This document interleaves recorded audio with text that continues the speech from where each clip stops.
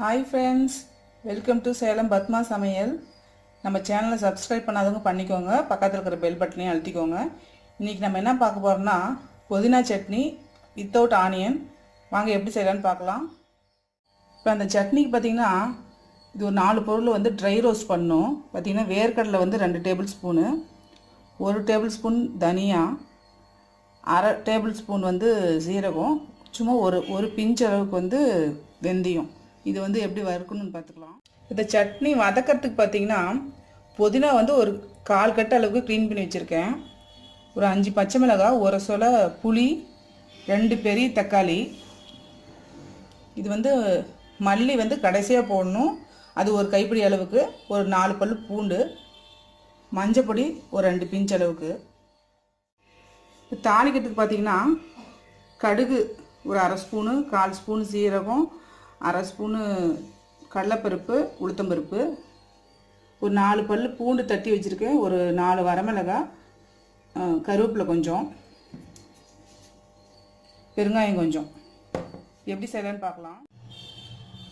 பாருங்கள், ஒரு கடாய் வச்சுருக்கேன். இது ஃபஸ்ட்டு வேர்க்கடலை போட்டுக்கலாம். சிம்மில் வச்சு நல்லா ஃபஸ்ட்டு இதை வேர்க்கடலை வறுத்துக்கணும்.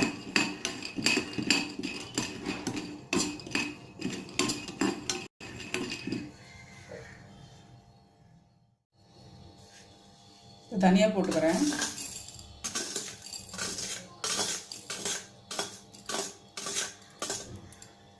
இது லைட்டாக வறுத்துக்கிறேன்.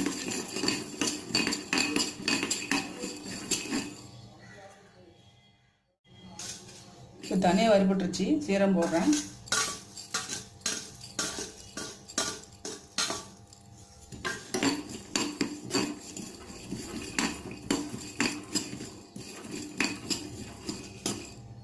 வெந்தயம் போட்டுக்கிறேன்.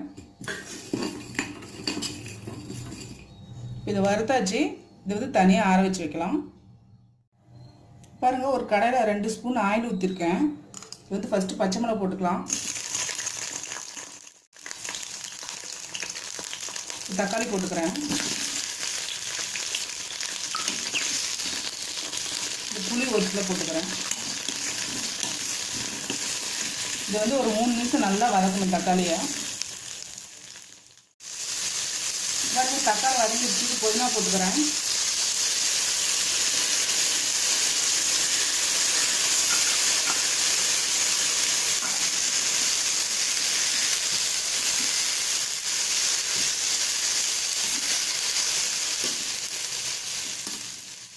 மஞ்சள் பொடி போட்டுக்கிறேன். மஞ்சள் பொடி எதுக்குன்னா கலரும் கொடுக்கும், நல்லா வாசமாகவும் இருக்கும். வேணான்னா நீங்கள் போடாமல் கூட விட்டுக்கலாம். பாருங்கள், இந்த மாதிரி வதங்கினதுக்கப்புறம் இந்த மல்லி போட்டுட்டு ஸ்டவ் ஆஃப் பண்ணிடணும்.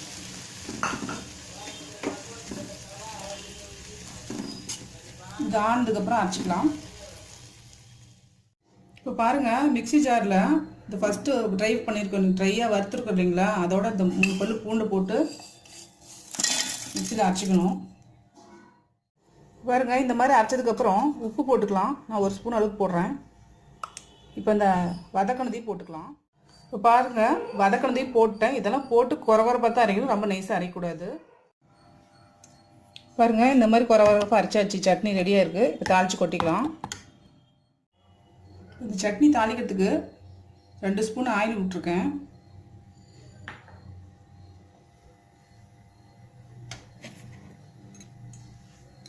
கடுகு போட்டுக்கலாம்.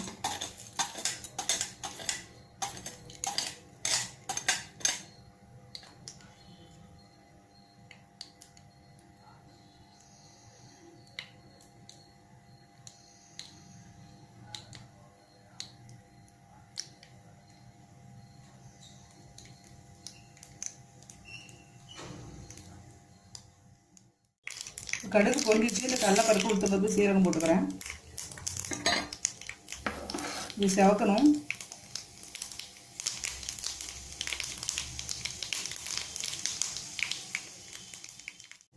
இப்போ அந்த மிளகா, பூண்டு, கருவேப்பிலை போட்டுக்கிறேன்.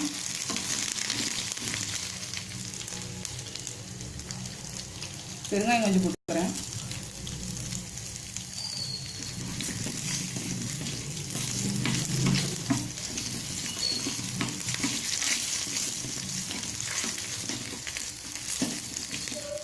சட்னி எடுத்து கொட்டிக்கலாம். இந்த தாளிச்சதை எடுத்து இதில் கொட்டிக்கலாம். இப்போ பாருங்கள், நம்ம செஞ்ச புதினா சட்னி ரெடி ஆயிடுச்சுங்க. இது வெங்காயமே போடாமல் அரைச்சிருக்கோம், ஆனால் நல்லா டேஸ்ட்டாக இருக்குங்க. இது பார்த்திங்கன்னா டிஃபனுக்கு சாதத்துக்கெல்லாம் வச்சு சாப்பிட்லாம். இது பிடிச்சிருந்தா மறக்காமல் லைக் பண்ணுங்கள், ஷேர் பண்ணுங்கள், கமெண்ட் பண்ணுங்கள்.